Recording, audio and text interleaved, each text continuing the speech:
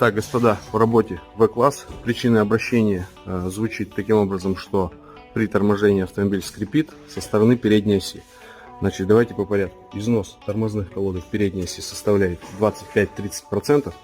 Остаточная толщина тормозных дисков у нас 30,9 при минимально допустимой 28. То есть подвижность элементов тормозной системы также в норме. Все красиво, все хорошо, пружинки на месте.